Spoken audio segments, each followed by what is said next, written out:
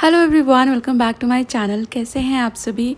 उम्मीद करती हूँ आप सभी बहुत अच्छे होंगे, सेहतमंद होंगे, खुशहाल होंगे और अपना अच्छी तरह से ध्यान रख रहे होंगे। हम सब भी मज़े में हैं। और मुझे आप में से कई लोगों के कई बार ये वाले कमेंट्स मिल चुके हैं कि आपका मैट्रेस कौन सा है, ये पिलोज़ कौन से हैं। तो मैट्रेस और पिलोज़ दोनों ही मेरे फ़्लो मैट्रेस कंपनी के हैं। इसमें ऊपर ये एलोवेरा की लाइनिंग आती है, क्योंकि इस तरह के जो पिलोज़ होते हैं ना, वो आपके सर में ना गर्मी करते हैं, जिससे कई सारे फिर मतलब उसके बहुत सारे एस्पेक्ट्स हैं। तो इसलिए ये लोग इस पर एलोवेरा की लाइनिंग देते हैं। दोनों पिलोज़ डिफरेंट हैं, लेकिन हैं सेम कंपनी के और सेम टेक्नोलॉजी के। एक थोड़ा सा ये पतला वाला दिख रहा है आपको, ऑरेंज वाला, ये मेरे हस्बैंड के लिए है। उन्हें पिलो लगाना पसंद नहीं है और उनको थिक पिलोज़ नहीं पसंद है। और एक्चुअली ये ही अच्छा भी है, आपको बहुत थिक पिलोज़ नहीं लगाने चाहिए। और दो दो पिलोज़ लगाते हैं बहुत लोग, वो तो बिल्कुल ही नहीं करना चाहिए। बट मेरे को थोड़ा सा सपोर्ट चाहिए, इसलिए मैंने अपने लिए थोड़ा सा थिक वाला मंगाया है।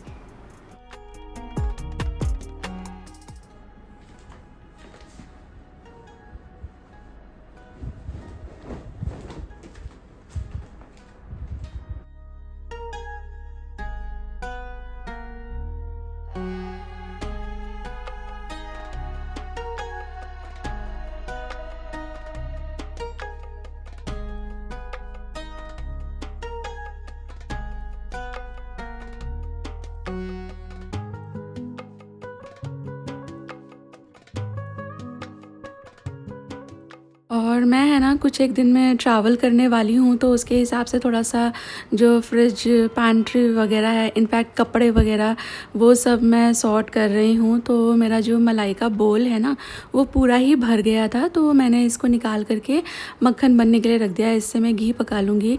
हमेशा हमेशा जब मैं ट्रैवल करती हूँ तो उससे पहले ज़रूर से बाथरूम क्लीन करती हूँ, क्योंकि वापस आओ आप ना ऑलरेडी बहुत थके होते हो और बहुत सारा लोड ऑलरेडी लेकर आते हो कि खुद को रिलैक्स करना है, जो थकान है वो उतारनी है, इतने सारे कपड़े हैं वो सब धोने हैं।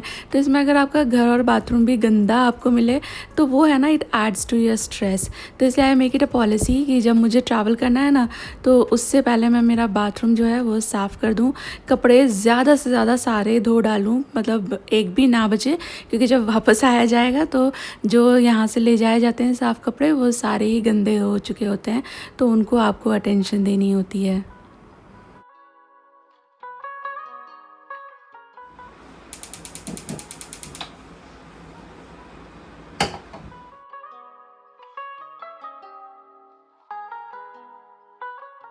और ये मेरा स्टैंड मिक्सर है, इसके बारे में भी काफ़ी कमेंट्स मुझे मिलते रहते हैं। एक सबसे ज़्यादा जो पूछा जाता है वो ये कि स्टैंड मिक्सर अच्छा रहता है क्या लेना। तो मैं आपको बताऊँ, ये मेरा पहला ही स्टैंड मिक्सर है, इससे पहले मैंने कभी यूज़ नहीं किया। देखा तो बहुत था। और एक आता है किचन एड का, तो मेरी नज़र थी कि मैं कभी बजट होगा तो इसको ख़रीदूँगी, बट भगवान की कृपा रही और मुझे कोलैबोरेशन में ये वाला आ गया था। ये अगारो का है और मुझे ना इस्तेमाल करना नहीं आता था बिगिनिंग में। ऑनेस्टली थोड़े हिट एंड ट्रायल कर करके अभी मैं बहुत सारे काम इसमें कर लेती हूँ। पहले मतलब मैंने कल ही एक कमेंट पढ़ा कि आटा गीला हो जाता है या कभी सख्त हो जाता है। तो ये ना कभी कभी आटे पे भी डिपेंड करता है। आप सेम मेजरमेंट लेकर चलो, लेकिन कभी कभी क्या होता है, मतलब आटा वगैरह ये सब डिफरेंट आते हैं, डिफरेंटली मिल्ड होते हैं, डिफरेंट गेहूँ से बनते हैं, तो सेम मेजरमेंट नहीं काम करता। बट आप रोज़ इस्तेमाल करेंगे ना, तो आप खुद ही, वो बोलते हैं ना, practice makes a man perfect, तो आप परफेक्ट होते ही चले जाओगे। मैं अपने अप्लायंसेस को मेंटेन करना बहुत पसंद करती हूँ। आपने देखा मैंने मक्खन बनाया था, बट मैंने हाथ से ही फटाफट धो डाली सारी चीज़ें। और मैं इसको सुखा करके रख दूँगी, तो इससे इनकी शाइन, पॉलिश, लाइफ बनी रहती है और सालों बाद भी ये देखने में ऐसे लगते हैं जैसे नए के नए हों। रही बात स्टैंड मिक्सर की, तो ये वाला तो काफ़ी सस्ता है किचन एड के कंपैरिजन में। आप अगर सोच रहे हो ख़रीदना तो आई वुड से ख़रीद लो, काफ़ी ज़्यादा हेल्प हो जाती है। बिगनिंग में मुझे इसकी हेल्प उतनी भी नहीं महसूस होती थी, बट जब से मेरी उंगलियों में दर्द रहने लगा है, नाउ आई ट्रूली अंडरस्टैंड कि it is such a blessing.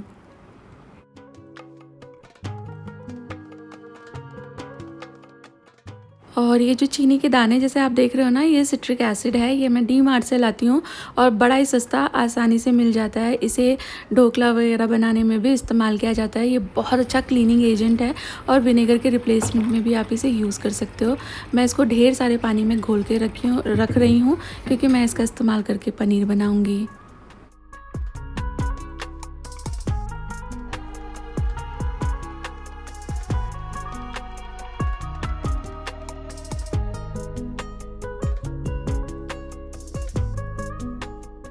उधर जो घी है मेरा ऑलमोस्ट पक गया है और यहाँ पर दूध जो बचा था मक्खन निकालने के बाद, उसमें स्मेल नहीं थी। मैं इसे बॉईल कर लेती हूँ, बॉईल आ जाए तो फिर मैं इसे यूज़ कर लेती हूँ। बॉईल नहीं आया तो यानी ये स्पॉइल हो चुका है, फिर मैं इसे डिस्कार्ड करती हूँ।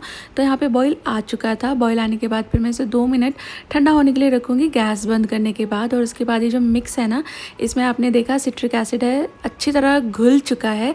तो ये बैचेस में डाल के मैं कर्डल कर लूँगी इसको। बहुत सारा नहीं डालना, जैसे ही आपको लगे कि पनीर अलग हो गया है वैसे बस स्टॉप।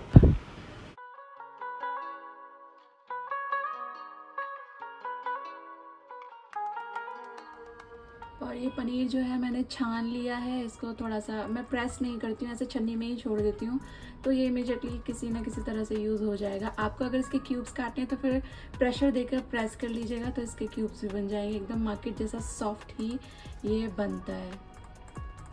और ये देखिए घी मेरा रेडी हो गया, लेकिन आज घी थोड़ा सा ओवर कुक हो गया, थोड़ा ज़्यादा कलर आ गया। It's not golden.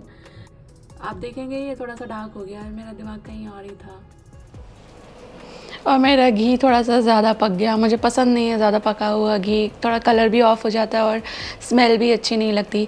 मैं आपको बता रही थी ना, मेरा थोड़ा सा दिमाग अलग ही टेंजेंट पे है। मतलब मैं, एक तो मुझे कॉल आ गई थी, उसको रिसीव करने के चक्कर में मैं इधर आ गई, तो मेरे दिमाग से एकदम उतर ही गया कि मैंने वहाँ घी चढ़ा रखा है। यूजुअली ये होता नहीं है मेरे साथ। एक तो कल क्या हुआ, मैंने मेरे लेंसेज दिए हुए हैं ना, उनको करेक्ट करने के लिए, तो उन्होंने सबमिट करवा लिए थे। एंड ही वाज लाइक कि मैं आपको आगे से फ़ोन करूँगा जब ये वापस आएगा नया वाला बन करके। गर्मी वापस शुरू हो गई है, मतलब सर्दियाँ आई नहीं, गर्मी वापस आ चुकी है। तो मुझे वहाँ से कोई कॉल नहीं आया, तो फिर कल मैंने उन लोगों को खुद ही कॉल किया, पूछा भाई मेरे लेंस का स्टेटस बता दो, क्योंकि मुझे 2 दिन में ट्रैवल करना है, तो मैं लेके जाऊँगी। तो ही वाज लाइक कि वो मैंने अपनी तरफ से भेज दिया है, वो सर का अप्रूवल नहीं आया, उनके जो हेड होते हैं वो अप्रूव करेंगे तो वो 2 दिन में आ जाएगा। तो आई वाज लाइक कि वाई इज़ नॉट अप्रूविंग। तो वो मुझे अपना मतलब कंपनी फ्लो चार्ट, जो हायरार्की वगैरह होती है ना, वो बताने लगा बंदा। ही सेड कि सर गए हुए हैं थाईलैंड वेकेशन पे, तो इसलिए अप्रूवल नहीं है। तो मैंने पूछा कि गए हैं तो एब्सेंस में किसी को तो ऐसे रखे जाते हैं ना, कि मतलब इंपॉर्टेंट सिग्नेचर डिसीजन मेकिंग के लिए, ऐसा होता ही है। तो वहाँ पे कुछ आंसर नहीं मिला। अभी सर जब वापस आएंगे उनके थाईलैंड से, तो वो मेरा जो प्रोसेस है उसको अप्रूव करेंगे, तब मेरे लेंसेज आएंगे। ऑल्सो मुझे है ना, बहुत मैंने है ना हिम्मत जुटाई है ये बात आपसे कहने के लिए, क्योंकि मुझे पता था आप लोग मुझे जज करोगे एंड मैं अपनी गलती यहाँ पे एडमिट करने वाली हूँ। तो एक मन ऑब्वियसली ये चाह रहा था कि क्या ज़रूरत है शेयर करने की, पर देन आई थॉट कि आप में से बहुत सारे लोग ऐसे होंगे जिनके बच्चे या तो 10th में होंगे या तो 10th में आने वाले होंगे, तो I must share this piece of information with you. Actually what happen, Shanu जब क्लास 10 में थी ना, तो लास्ट ईयर वो क्लास 10 में थी, तो वो जहाँ पर ट्यूशन पढ़ती थी, मतलब अच्छी थी वो टीचर। और Shanu is a good student, she is very smart. Book smart उतनी नहीं है वो, लेकिन ऐसे बहुत ज़्यादा स्मार्ट इंटेलिजेंट है वो। लाइक जो वो होता है ना बुक वर्म, उस तरह की नहीं है। तो जो उसकी टीचर थी, वो जिस तरह से उसको पढ़ाती थी, उससे उसको काफ़ी ज़्यादा हेल्प हुई एंड उसके अच्छे नंबर भी आ गए थे। पर देन उसकी टीचर, जो ट्यूशन वाली टीचर थी, उन्होंने और उनके स्कूल ने हमको प्रपोज़ करा कि 11th क्लास में जब वो जाएगी तो लाइक आप क्या लेना चाहते हो। तो शानू को क्या लेना है वो सब उससे पूछ करके उन लोगों को बताया कि भाई वो PCM लेगी। तो दे वर लाइक कि मतलब दे स्टार्टेड पुशिंग कि आप फिर IIT आश्रम करके है, वहाँ पे बच्चे को एनरोल करा दो। अब IIT आश्रम जो है, इसी तरह के और भी बहुत सारे कोचिंग इंस्टीट्यूट्स खुले हुए हैं। ये लोग है ना कॉन्सेप्ट क्लासेस देते हैं। तो तब ये था कि बच्चा मतलब 5 दिन वहाँ जाएगा, 1 दिन स्कूल जाएगा, इस तरह से बैलेंस हो जाएगा। हालांकि मैं इसमें डाउटफुल थी, मैंने शर्मा जी को बोला भी था कि मुझे तो ये समझ नहीं आ रहा ऐसा भी होता है क्या। बट सब लोग मतलब हर कोई ऐसा था कि बच्चे की हेल्प हो जाएगी बहुत ज़्यादा, उसको स्कूल आने जाने का जो टाइम है वेस्ट होता है वो बच जाएगा, क्योंकि कॉन्सेप्ट क्लासेस मतलब जो मेजर सब्जेक्ट होते हैं उन पे ज़्यादा एम्फेसिस दिया जाता है, तो उस हिसाब से फिर उसके मार्क्स भी प्रॉमिसिंग आ गए, तो फिर हम लोगों ने उसको वहाँ पे डाल दिया। और ये जो होते हैं ना, ये लोग आपका बोर्ड पैटर्न टेस्ट और आईआईटी जेईई पैटर्न टेस्ट, मतलब बहुत कुछ ऐसे टेस्ट वगैरह लेते रहते हैं, हर संडे के हिसाब से टेस्ट लेते रहते हैं। तो जब से शानू वहाँ पर हम लोगों ने उसको एडमिट कराया है, वो संडेज़ भी उसके फ्री नहीं होते, संडे को वो कभी कभी 2-2 शिफ्टों में भी एग्ज़ाम दे रही होती है। But soon we realised actually what happened, थोड़े वक्त पहले सीबीएसई ने ये जो कॉन्सेप्ट क्लासेस है इस सबको मना कर दिया, they don't recognise them any more. और फिर यहाँ पर पता ये भी चला कि जो इस तरह के इंस्टीट्यूट्स हैं वो आईआईटी जेईई को मेन उनका मतलब अटेंशन वहाँ पे ज़्यादा है, वो उसके हिसाब से ज़्यादा तैयारी कराते हैं। बहुत सारे बच्चे ऐसे हैं जो इस तरह के कॉन्सेप्ट क्लासेस से पढ़ कर के आईआईटी जेईई तो क्लियर कर जाते हैं, बट बोर्ड्स में वो लोग रह जाते हैं। तो इतना ज़्यादा मतलब सरदर्द वाली बात हो गई है। तो उसके बाद फिर हम लोग सानवी के स्कूल गए, वहाँ पर मीटिंग किया, एंड अभी म्यूचुअली यही डिसाइड हुआ है कि वो स्कूल जाएगी, वो स्कूल जा रही है, और उसका जो पढ़ाई वढ़ाई है वो सब वो कैच करने की कोशिश कर रही है। तो एक तो ये पार्ट हो गया। दूसरा part of the story is कि लास्ट ईयर जब वो 16 ईयर्स की हुई थी ना, तो हम लोगों ने उसको गिफ्ट किया था एक फ़ोन, क्योंकि आप पेरेंट हैं तो आप मेरी बात समझ जाएंगे, बाहर दुनिया थोड़ी सी उतनी भी सेफ़ नहीं है, अनसेफ है। तो ऊपर से गर्ल चाइल्ड हो तो थोड़ा सा ज़्यादा कॉन्शियस रहना पड़ता है। तो हम लोग को ये था कि वो जहाँ भी रहे तो उसकी लोकेशन वगैरह हमें पता रहे, वो हमसे कभी भी किसी भी वक्त कांटेक्ट कर सके। और ऊपर से अभी वो हायर क्लास में भी आ गई थी, तो बहुत सारे नोट्स वगैरह एक्सचेंज करने रहते हैं, तो अपने फ्रेंड्स के साथ वो फ्रीली कम्युनिकेट कर सके। लेकिन मैं वही बोल रही हूँ, मैंने बहुत सोचा कि मैं ये बात आपके साथ शेयर करूँ कि नहीं करूँ, बट देन इससे किसी का भला होगा तो अच्छा ही है। और मुझे लगता है वो हमारी सबसे बड़ी मिस्टेक थी कि हमने उसको फ़ोन दे दिया, क्योंकि बच्चे वो थोड़ा सा डिविएट हो ही जाते हैं एंटरटेनमेंट में, ज़्यादा दिमाग एंड चैट एंड ये सब। तो एक ही फिर ये एस्पेक्ट भी हो गया। एंड फिर मुझे है ना, अभी वो स्कूल जा रही है and I can see the pressure, वो थोड़ी सी परेशान है, और उसे परेशान देखकर मुझे परेशानी होती है। मुझे रह रह के ये ख्याल आ रहा है कि यार अपने हाथों से हम लोगों ने हमारे बच्चे को परेशान कर दिया। अगर मैं उस वक्त थोड़ी सी स्ट्रांग रह लेती कि नहीं, वो जैसे नॉर्मल जो traditional way of schooling and tuition system है वही होना चाहिए, ये कॉन्सेप्ट क्लासेस हमको नहीं चाहिए, मतलब मैं नहीं चाह रही थी। पर सब लोगों ने ऐसा बताया कि इसके बहुत ज़्यादा फ़ायदे हैं, ये बहुत अच्छी चीज़ है, तो वो कर दिया। और उसको फ़ोन नहीं दिया होता तो मेरे बच्चे पे इतना प्रेशर नहीं आता। अभी वो ऑलरेडी ये ईयर की बिगिनिंग से इतना ज़्यादा उसकी पढ़ाई का प्रेशर है कि छुट्टी भी नहीं ले पा रही थी वो, और संडे के संडे भी उसको जाना पड़ता था। एंड अभी फिर वापस से वो एक तरह से शुरू कर रही है, क्योंकि वो मेजॉरिटी सब आईआईटी जेईई का जो एंट्रेंस एग्ज़ाम होता है ना, उस पैटर्न की पढ़ाई होती है। ऐसा नहीं है कि उन्होंने बुक से नहीं पढ़ाया, but there is a difference between board pattern and that entrance exam के पैटर्न पे। तो अभी उसकी 2 दिन से तबीयत भी अच्छी नहीं है, एंड आई सी हर की तबीयत ख़राब में भी वो पढ़ रही है। तो मुझे कल तो नींद भी नहीं आ रही थी, मैंने हस्बैंड को बोला भी कि यार ठीक है, अनजाने में हुआ हमसे, अच्छा सोच के किया था हमने, लेकिन एक्चुअली हो तो ये हमसे ही गया।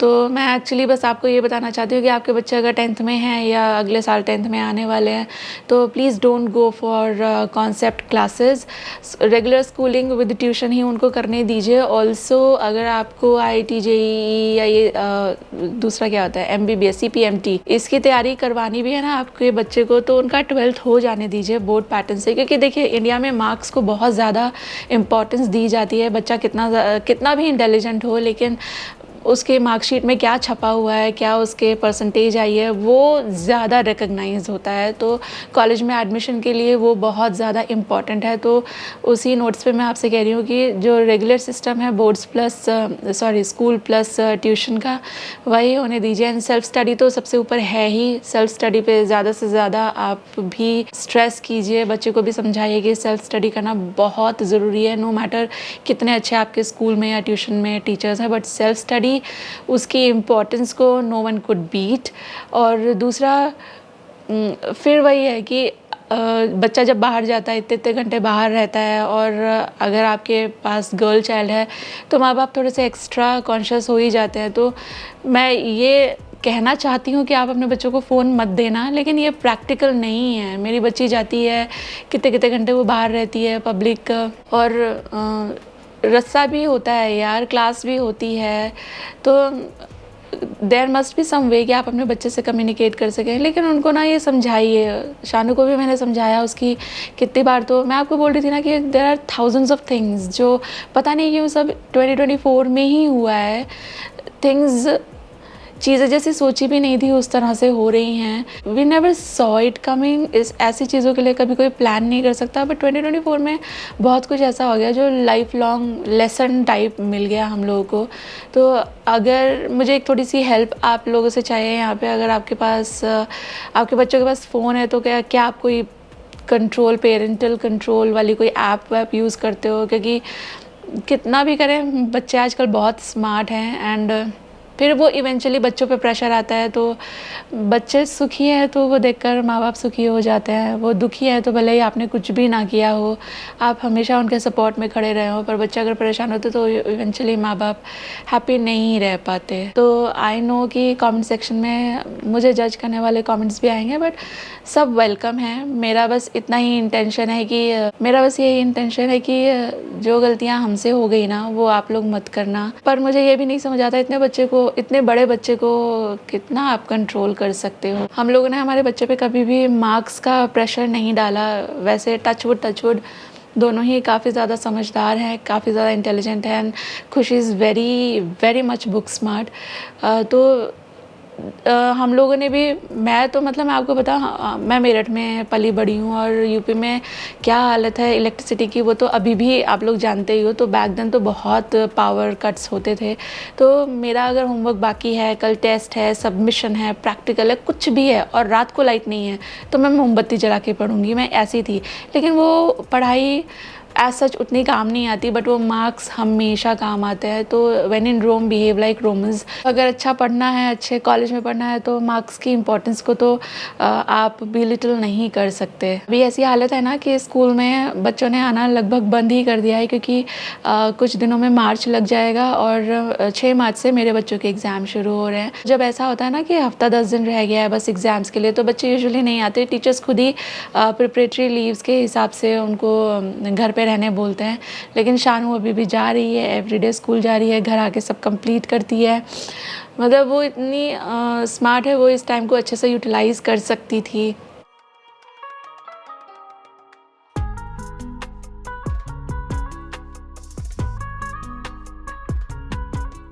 और घी पक गया था ना, तो सेम बर्तन को मैंने क्लीन कर लिया है। नॉन स्टिक का थोड़ा सा एक ये फ़ायदा तो रहता ही है कि इसमें कुछ भी चिपकता नहीं है, एज़ द नेम सेज़। मैं स्टेनलेस स्टील की कढ़ाई में यूजुअली बनाती हूँ, तो वो मुझे ना फिर रखनी पड़ती है धोने के लिए। ये तो एकदम ही साफ़ हो गया, और बस फिर मैंने इसको क्लीन कर लिया है। ऐड किया है थोड़ा ऑयल, और ये 3 प्याज हैं मीडियम साइज़ के। बड़े बड़े हों तो 2 ही लीजिएगा, छोटे छोटे हों तो 4 लीजिएगा। जितनी क्वान्टिटी मैं बना रही हूँ उसके हिसाब से बता रही हूँ। तो स्लाइस कर लिया है। मेरे को इसको ना ब्राउन करना है, वो जो बरिस्ता जिसे कहते हैं ना वो। और यहाँ पे बच्चों को लग गई थी हल्की हल्की भूख। उन्हें नहीं भी लगे, वो मुझे ना भी कहें, तो भी शाम का वक्त होता है, मैं उन्हें थोड़ा बहुत कुछ दे देती हूँ।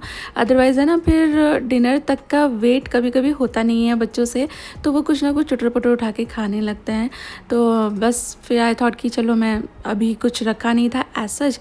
फ्रूट रखा था, वैसे सनसेट के बाद फ्रूट नहीं खाना चाहिए, बट अभी ये किसी और ऑप्शन से हेल्दी है, तो मैंने यही उनको सर्व कर दिया।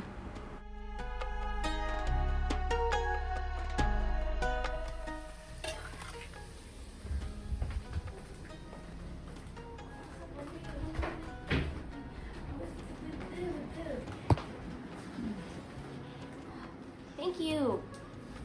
What is this Dettol smell? क्या ऑप्सी स्मेल आ रही है इधर?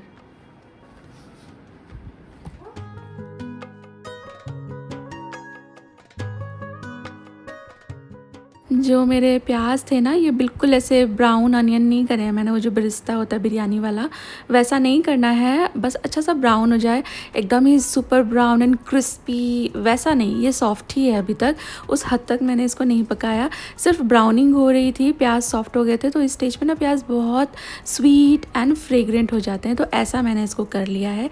मैंने इसको तेल से सेपरेट कर लिया है, इसको थोड़ा सा फैला करके रखेंगे सो दैट ये थोड़ा कूल डाउन हो जाए, क्योंकि मेरे को ना ये फिर पीसना है। तो पीसेंगे थोड़ी देर में, जब ठंडा हो जाएगा तब तक जो करी है, मटर की करी बना रही हूँ मैं, और डिलीशियस करी बना रही हूँ, काफ़ी ज़्यादा डिफरेंट है, आप ट्राई करना, आपको अच्छी लगेगी। तो यहाँ पर मतलब कोरमा स्टाइल में मैं इसको बना रही हूँ। कोरमा स्टाइल जब आप सब्जियाँ बनाते हो ना, तो उसमें ब्राउन अनियन का यूज़ होता है अलॉन्ग विद दही, टमाटर नहीं जाते, तो डिफरेंट है, ट्राई करना, आपको अच्छी लगेगी। तो मैंने पैन में वही फ्रेग्रेंट जो ऑयल था ना प्याज वाला, उसके अंदर जिंजर गार्लिक का पेस्ट डाला है, एंड देन ये फ्रेश मटर है, कच्चे मटर हैं, ये धुल करके मैंने ऐड कर दिए हैं, और इसमें ऐड करूँगी मैं नमक। इसमें पानी नहीं मिलाना, हाँ मटर डालते डालते 2-4 बूंद पानी तो गिर गया था, बस उतना ही, बस इसे ढक्कन लगा दीजिए, स्टीम में इसे कुक करना है अंटिल आपके मटर जो हैं वो सॉफ्ट हो जाएं।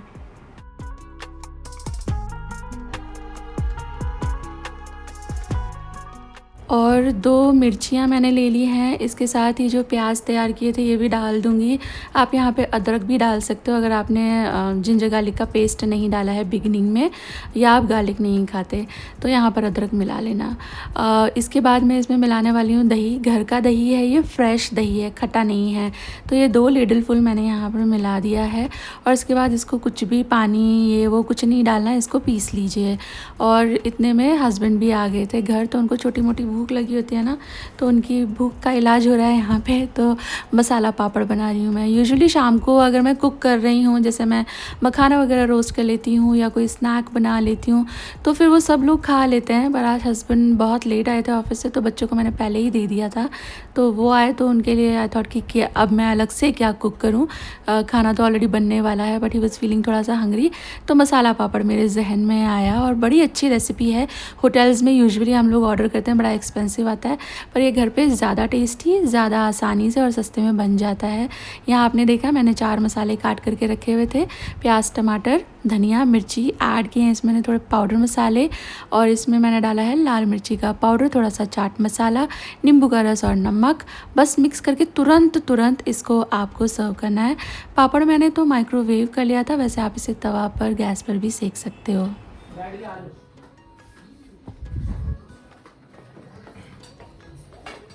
हटा दिया करो ना यहाँ से। Thank you. Welcome. Masala papad. हाँ मसाला पापड़, पर जल्दी खा लो ना, ये क्रिस्प सॉगी हो लूज जाता कर है जाता है। हाँ हरी मिर्ची भी है इसमें तो। नहीं छोटी सी है, पता नहीं चलेगा सारे के साथ। शानू कुछ चाहिए? I know your answer. वैसे एक और पापड़ बने, इतनी स्टफिंग बाकी है, तो इफ़ यू विश तो मतलब 1 मोर तो मुझे बता दो। बेबी तुम बोलते हरी मिर्च तेज नहीं है ये? पर इतना प्याज, टमाटर और नींबू के साथ नहीं पता। अच्छा सॉरी, आगे से नहीं डालूंगी हरी मिर्च। यू वांट सानू कुछ, आप खा लो।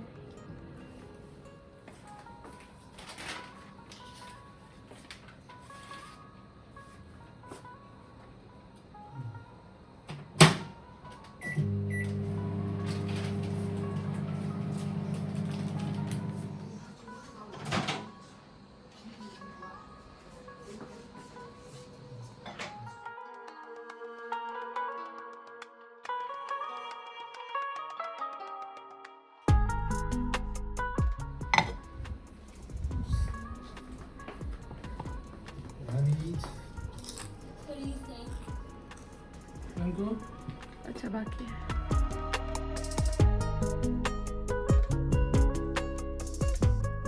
और मैं पतिदेव के लिए पापड़ वगैरह बनाने लगी थी ना, तो ऑनेस्टली एडमिट करूँगी मेरे मटर थोड़े से ज़्यादा पक गए हैं, हल्के थोड़े क्रिस्पी जैसे हो गए, मतलब उतने सॉफ्ट नहीं रहे। आप इतना मत करना, सॉफ्ट रखना। वैसे इससे कोई फ़र्क नहीं आया था, सब्ज़ी स्टिल डिलीशियस लग रही थी, बट वो एक मेल्टिंग माउथ टेक्सचर होता है ना मटर का, वो रहे तो ज़्यादा अच्छा रहेगा।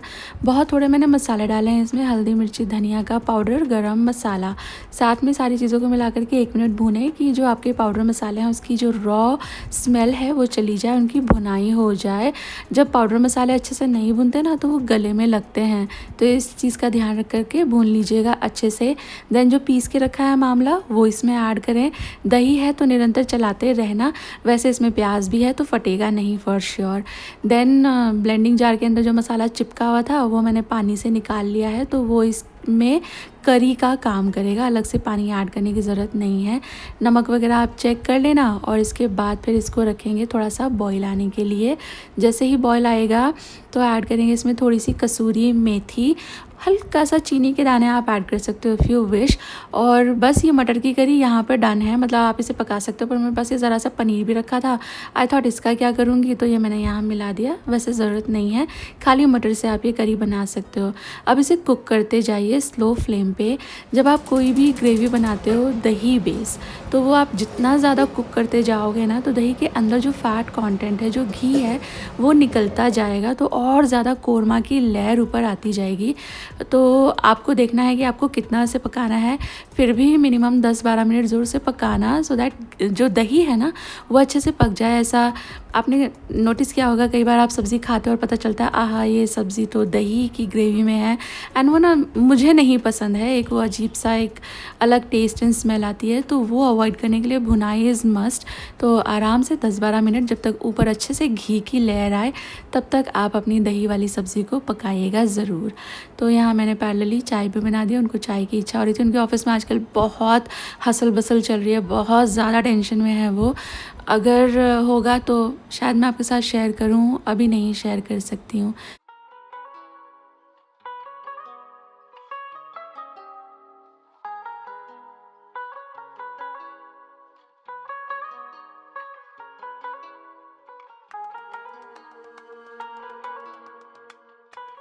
और मैं आपको बता रही थी ना, आजकल दिमाग मेरा इतना अस्त व्यस्त रहता है, पता नहीं क्या ही हो गया है। मैं पुरज़ोर एड़ी चोटी का ज़ोर लगा रही हूँ कि लाइफ ट्रैक पे आ जाए, सब चीज़ें थोड़ी सी नॉर्मल हो जाएं। जितना मैं आपको बता रही हूँ ना, that is just tip of the iceberg. लेकिन जैसे हालात रहेंगे, जब फीजिबल होगा, जब टाइम होगा, भगवान ने चाहा, तो I will share things with you. तो मैंने इसमें सैंडविच बनाए थे कल, लेकिन मैंने इसको साफ़ नहीं किया। आप में से बहुत सारे मेरे जो सब्सक्राइबर्स हैं, फ्रेंड्स, फॉलोअर्स हैं, वो मेरी सफाई के बड़े मुरीद हुआ करते थे, पर आजकल मैं उतना नहीं अपने घर को मैनेज रख पा रही हूँ। समवेयर मुझे ये भी बहुत ज़्यादा it is like heavy on my heart, लेकिन I know it's a phase, निकल जाएगा, सब चीज़ें वापस ट्रैक पे आ जाएंगी। तो मैंने सोचा इसको साफ़ करके रख देती हूँ, वरना ये मेरे दिमाग से स्लिप हो जाएगा। दिमाग से चीज़ें आजकल बहुत स्लिप हो रही हैं। अपने अप्लाइंसेस को इमीडिएटली क्लीन करके रखना, मैं जैसा बता रही थी, मुझे पसंद है। इमीडिएटली नहीं मिला टाइम, तो जैसे ही याद आया मैंने इसको फिर थॉरली क्लीन कर लिया है। इससे फिर है ना, ये सालों साल एकदम नए जैसे दिखते हैं। मेरा ये जो सैंडविच मेकर है ना, आप इसकी कंडीशन देखो, कहीं कोई दाग नहीं है, कुछ प्रॉब्लम नहीं है, जबकि ये 4-1 साल पुराना है और अभी भी एकदम नया जैसा है। तो आप मेंटेन करके रखते हो ना, तो चीज़ें भी आपका साथ निभाती हैं। ये डांस करने वाले ना ऐसे। नहीं, आगे जा, आगे जा, पापा को दिखा। मैं अपना सामान पैक कर रही थी ना, इन दोनों ने ये पहन लिया। दिखा दिखा दोनों राजकुमारियाँ। इस वाले में टीका नहीं है, माथे का टीका नहीं है, दोनों ने इयररिंग्स नहीं पहने। मैं सोची थी शादी में ये वाला ले जाऊं या ये वाला ले जाऊं, लाउड लग रहा है। बेबी बहुत लाउड लगेगा। तो ये वाला नहीं, ये ज्यादा है, ज्यादा है। अरे नहीं है यार, उसके साथ अच्छा तुमने साड़ी नहीं देखी क्या? वो साड़ी कितनी वो है, लाउड ना लगेगा फिर। कॉलर जैसा क्यों लग रहा है? कॉलर जैसा ऐसा ही पहनते हैं। सही है, मैं सही कहा है तुझे। यार मैं तो पढ़ बेटा ये निकाल के सही से रखो, जाओ सही से रखे आओ।